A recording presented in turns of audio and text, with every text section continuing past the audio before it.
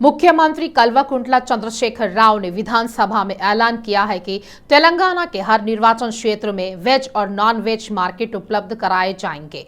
वे विधानसभा में एकीकृत बाजार पर विधानसभा में परिचर्चा के दौरान बोल रहे थे। सीएम केसीआर चाहते हैं कि हम जो खाना खाएं वह साफ और पौष्टिक हो। सरकार एकीकृत बाजारों के विकास के लिए कदम उठा रही है। हैदराबाद में आबादी के हिसाब से कोई बाजार उपलब्ध नहीं है। उन्होंने कहा है कि पहले 6 बाजार ही थे। निजाम के शासनकाल में बने मोंडा बाजार को देखकर वे हैरान रह गए। बाजारों में कई जगह गंदगी को देखते हुए पता चला है कि इंटीग्रेटेड वेज और नॉन वेज मार्केट शुरू किए गए हैं। सरकार की हर विधानसभा क्षेत्र में उन्नत सब्जी मंडियां खोलने पर विचार किया जा रहा है। मोंडा बाजार सभी कलेक्टरों को दिखाया गया और सुझाव दिया गया है कि इस तरह के बाजार सभी जिलों में बनाए जाने चाहिए। सीएम केसीआर ने कहा है कि सरकार का लक्ष्य 2 लाख की आबादी के लिए कम से कम एक बाजार स्थापित करना है।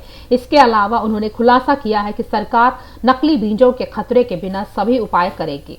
उन्होंने कहा है कि देश में पहली बार नकली बीज बेचने वालों के खिलाफ पीडी एक्ट दर्ज किया जा रहा है। सीएम ने कहा, हमारे देश और राज्य में भी सब्जी बेचने की जो पद्धतियां हैं बहुत ही चिंताजनक, जमीन पर रखकर बेचना और बैक्टीरिया को आकर्षित करने वाली पद्धतियां थी। नाली के निकट जमीन पर, हालांकि नाम के लिए विभाग को मार्केट नाम से जाना जाता है, जिसे पुराना गंज कहा जाता है, जो कि एक उर्दू शब्द है। नाली के पास सब्जियां बेची जाती रही है। हैदराबाद में शहर में आश्चर्य की बात है कि शास्त्रीय दृष्टिकोण से कितनी आबादी के लिए मार्केट होनी चाहिए। इस तरह की जागरूकता नहीं होने से गैर जिम्मेदाराना काम हुआ है। केसीआर ने कहा है कि जब इस बात पर सर्वे किया गया तो पता चला है कि केवल 6-7 मार्केट ही है। इतने बड़े शहर में जहां पर लगभग 1.5 से 2 करोड़ की आबादी है, 1 या 2 लाख आबादी के अनुपात में एक मार्केट बनाया जाता है तो लगभग 100 मार्केट होने चाहिए। उन्होंने कहा, तहसील स्तर पर देखें तो जहां हम सभी ने देखा है, पुराने गंज में कंजेस्ट क्षेत्र में एक दूसरे से भिड़ने जैसी स्थिति देखने को मिलती है। धूलीकरण भी देखने को मिलता है। बहुत ही विकट स्थिति है। मुख्यमंत्री ने कहा, वास्तविक तौर पर सराहना की जानी चाहिए। उदाहरण के तौर पर मोंडा मार्केट निजाम कार्यकाल के दौरान बनाया गया है। जब मैंने उस मोंडा बाजार को देखा तो आश्चर्यचकित हो गया। ऐसा है क्या? मार्केट हकीकत के तौर पर ज्यादातर लोगों को समझ में नहीं आता। Conceptualization of integrated veg and non veg markets राज्य सरकार ने क्यों किया है? तो डाइनिंग टेबल कॉन्सेप्ट है। जनरल हम डाइनिंग टेबल के पास जाते हैं तो चप्पल या शूज निकाले बगैर हम भोजन करते हैं। वहीं हम विगत दिनों में देखें तो जब घर में जाते हैं या कोई अतिथि आता है तो मेन गेट के पास ही चप्पल या शूज निकालते हैं और पास ही रखे गंगाल में रखे पानी से पैर धोकर अंदर प्रवेश करना चाहिए। इसी को अंग्रेजों ने सोच विचार कर डाइनिंग टेबल का कॉन्सेप्ट का इस्तेमाल किया। डाइनिंग टेबल जमीनी स्तर से लगभग 2.5 फीट ऊंचाई पर होने से बैक्टीरिया का पहुंचना और अन्न दूषित करने की संभावना बहुत ही कम होती है। परिषद के अध्यक्ष गुत्ता सुखेंदर रेड्डी ने घोषणा की है कि बंडा प्रकाश को सर्वसम्मति से तेलंगाना विधान परिषद का उपाध्यक्ष चुना गया है। सीएम केसीआर ने बंडा प्रकाश को दी बधाई। खुद उन्हें ले जाकर सभापति की कुर्सी पर बिठाया है। खुशी की बात यह है कि बंडा प्रकाश को सर्वसम्मति से चुना गया है। नगर प्रशासन मंत्री केटीआर ने कहा, भवन निर्माण के नियमितीकरण पर केस कोर्ट में विचाराधीन है। एक बार इसका समाधान हो जाए तो प्रक्रिया पूरी की जाएगी। उन्होंने विधान परिषद के सदस्यों द्वारा पूछे गए सवालों के जवाब दिए। उन्होंने कहा, वर्तमान में बिना किसी अनियमितता के 21 दिन के अंदर निर्माण अनुज्ञा जारी की जा रही है। यदि इस पद्धति में कोई त्रुटि है तो उसे सुधारा जाएगा। केटीआर ने कहा है कि तय समय में अनुमति नहीं मिलने पर अनुमति अपने आप मिल जाएगी। उन्होंने कहा है कि भवन निर्माण परमिट TSB पास के अनुसार जारी किए जाएंगे। वर्ष 2015-16 में जियो नंबर 58 और जियो नंबर 59 लाए गए और मुफ्त में और न्यूनतम शुल्क के साथ व्यवस्था की गई। उन्होंने कहा है कि अकेले हैदराबाद में लगभग 1 लाख छात्रों को डिग्री दी गई। उन्होंने विगत वर्ष 2022 में भी विधान परिषद सदस्यों की इच्छा के अनुरूप राज्य को नियमित करने का अवसर प्रदान किया है। वित्त और स्वास्थ्य मंत्री हरीश राव ने कहा, तेलंगाना में GHMC के अंतर्गत 1500 आशा कार्यकर्ता पदों के लिए इसी महीने अधिसूचना जारी की जाएगी। विधानसभा की बैठक में सवाल जवाब सत्र के दौरान मंत्री हरीश राव ने इस हद तक दिया जवाब। सीएम केसीआर के निर्देश पर बस्ती क्लिनिक शुरू किए गए हैं। झुग्गियों का पुनर्वास करते हुए बेहतरीन सेवाएं दी जा रही है। हरीश राव ने कहा 1.48 लाख लोगों का 800 का लिक्विड प्रोफाइल टेस्ट और 1,08,000 लोगों का थायराइड टेस्ट किया गया है। बस्ती के अस्पतालों में इस समय 57 तरह के टेस्ट हो रहे हैं। उन्होंने कहा है कि जल्द ही इनकी संख्या बढ़ाकर 134 तरह की जांच की जाएगी और 58 तरह की दवाएं मुफ्त दी जा रही है। बस्ती के अस्पतालों में रविवार की जगह शनिवार को छुट्टी दी जाएगी। बताया जाता है कि आंकड़े बताते हैं कि स्थानीय स्तर पर सेवा दे रहे बस्ती दवाखानों के कारण बड़े अस्पतालों में ओपी कम हो गया है। उन्होंने कहा वर्ष 2019 के दौरान उस्मानिया में 5 लाख लोग, गांधी में 3.7 लाख लोग, नीलोफर में 5.3 लाख लोग, फीवर अस्पताल में 1,12,000 ओपी कम हो गए हैं और सर्जिकल उपचार की संख्या में काफी वृद्धि हुई है। हरीश राव ने कहा है कि मैं हर सवाल का जवाब पूरा देना चाहा तो भी नहीं दे सकता। ऐसी स्थिति है क्योंकि 6 एमएलए द्वारा 22 सवाल पूछे गए हैं। मैं क्या करूं, मेरी समझ में नहीं आ रहा है। फिर भी कहा जा रहा है कि विस्तृत रूप से जवाब देने को कहा जा रहा है, इसीलिए जवाब देने का प्रयास कर रहा हूं। बस्ती दवाखाने का कॉन्सेप्ट सीएम केसीआर का है। झुग्गी झोपड़ियों में रहने वाले लोगों को चिकित्सा प्राप्त करना काफी मुश्किल होता है। मंत्री ने कहा स्थानीय तौर पर रहने वाले पीएमपी या आरएमपी डॉक्टरों के पास जाते हैं और इलाज करवा लेते हैं। वहां जाने के बाद उन्हें अलग अलग चिकित्सा परीक्षण के नाम पर हजारों रुपए देने पड़ते हैं।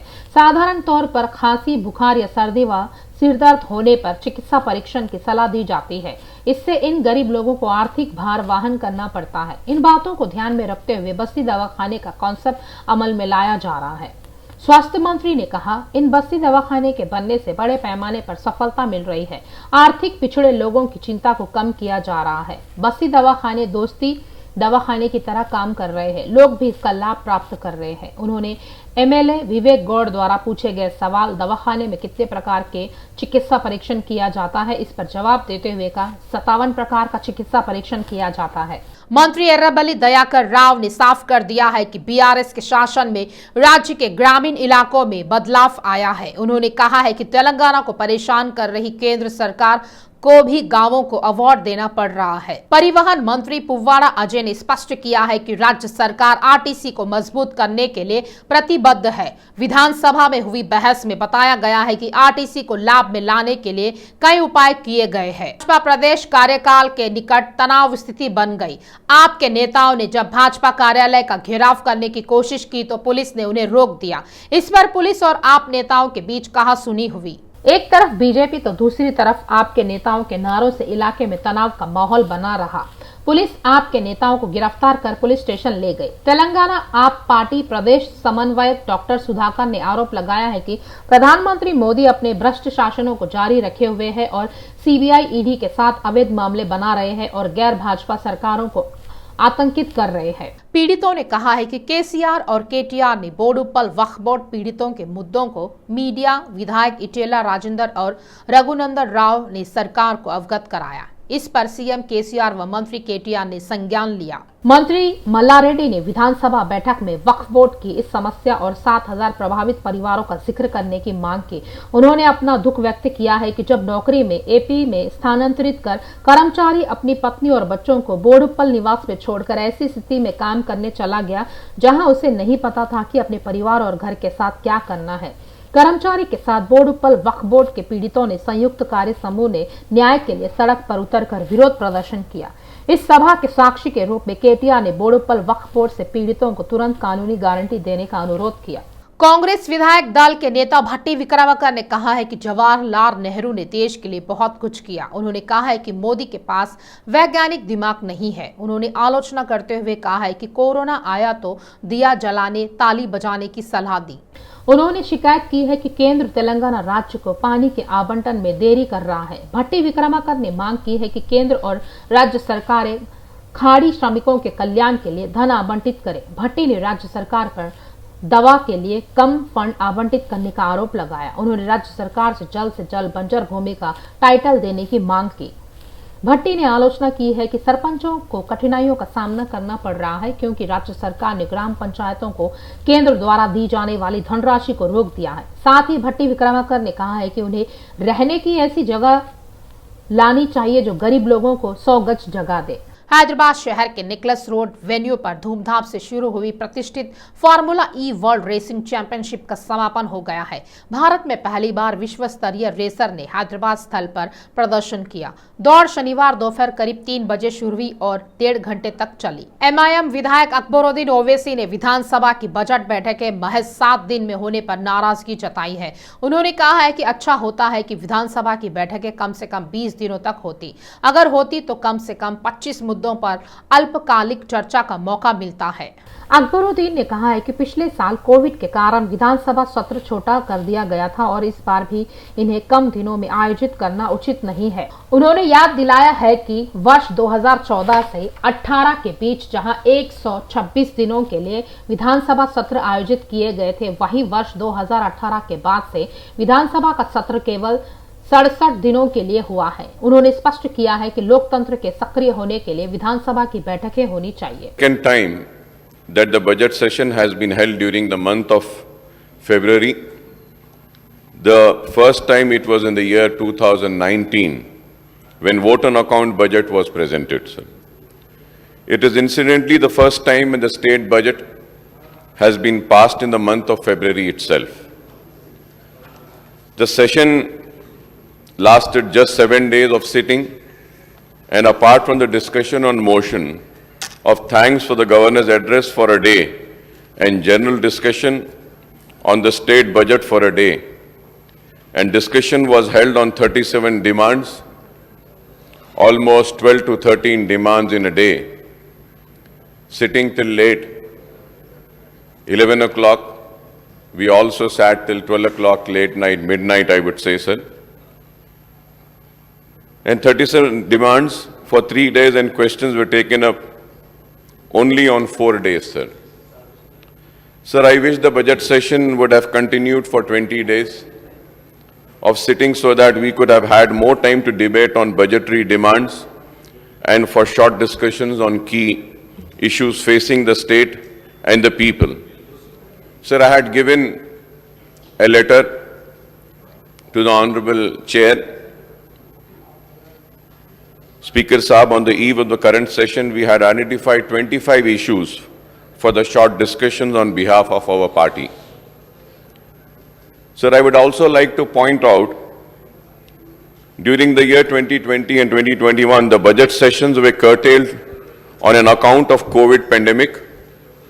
Fortunately, this time there has been no such, but the session lasted only for 7 days, sir.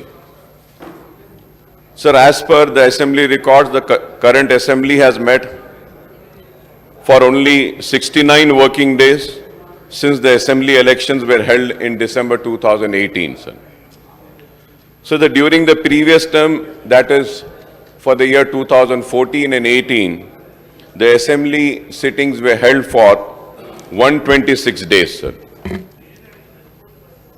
Moreover, in the current assembly, question hours were dispensed with too often, and even no discussions were held in form of half-an-hour discussion under Rule 29, short discussions under Rule 60, calling attention in Rule 74, and matter of urgent public importance under Rule 344. Honorable Speaker, sir, please do not take it as my complaint. Somajiguda प्रखंड के खैरताबाद विधानसभा क्षेत्र में नारीकेला नरेश कुमार के नेतृत्व में हाथ से हाथ जोड़ो पद यात्रा का आयोजन भव्य पैमाने पर किया गया। कार्यक्रम में मुख्य अतिथि के रूप में खैरताबाद जिला अध्यक्ष रोहिणी रेड्डी शामिल हुए। इस मार्च में कांग्रेस नेता विनोद रेड्डी, अल्पसंख्यक प्रकोष्ठ के अध्यक्ष सोयल और महासचिव इंदिरा राव शामिल हुए। रामगोपालपेट डिवीजन की कॉर्पोरेटर चीरा सुचित्रा श्रीकांत ने 2 साल का कार्यकाल सफलतापूर्वक पूरा होने के अवसर पर जीएचएमसी के सफाई कर्मचारियों की चरण पूजा की। बाद में उन्हें सम्मानित किया गया और उनके साथ भोजन किया। सिकंदराबाद की पुरानी गैस मंडी स्थित बेटन स्कूल में आयोजित इस कार्यक्रम में मुख्य अतिथि केंद्रीय मंत्री किशन रेड्डी थे और कॉर्पोरेटर के साथ कार्यकर्ताओं को भोजन परोसा। कॉर्पोरेटरों ने अच्छे कार्यक्रम करने के लिए युगल को बधाई दी है। उन्होंने इस मौके पर कहा है कि इन 2 वर्षों में वे हमेशा लोगों के बीच रहे और जनता की समस्याओं के समाधान के लिए काम किया है। उन्होंने कहा है कि सफाई कर्मियों की सेवाओं से शहर के लोग स्वस्थ हैं। कोरोना के दौरान उनकी सेवाओं ने हम सभी की जान बचाई है, इसीलिए मोदी को उदाहरण के तौर पर लेकर यह कार्यक्रम किया गया है। उन्होंने कहा है कि 2 साल में कई विकल्प कार्य किए गए हैं। केंद्रीय मंत्री किशन रेड्डी के हाथों राम गोपाल पेट डिवीजन के अंतर्गत इन 2 वर्षों में किए गए विकास कार्यों को दर्शाने वाले ब्रोचर का लोकार्पण किया गया। लोगों को बेहतर शासन प्रदान करने वाले संगारेड्डी जिला कलेक्टर को दुर्लभ सम्मान हासिल हुआ है। संगारेड्डी जिला कलेक्टर को अंतर्राष्ट्रीय स्तर पर पहचान मिली है। प्रशासन में पारदर्शिता के लिए ISO 9001 की मान्यता मिली है। बंजारा हिल्स में प्रमोद कुमार ने कहा, दग्गोबाटी सुरेश बाबू और राणा जानबूझकर धोखा दे रहे हैं। उन्होंने स्पष्ट किया है कि उन्होंने अपनी जमीन पर अतिक्रमण के कारण पुलिस से संपर्क किया था, लेकिन जब पुलिस ने उनकी अनदेखी की तो उन्होंने अदालत का दरवाजा खटखटाया। उन्होंने आरोप लगाया है कि दग्गोबाटी के परिवार वालों ने जानबूझकर उन्हें धोखा दिया है।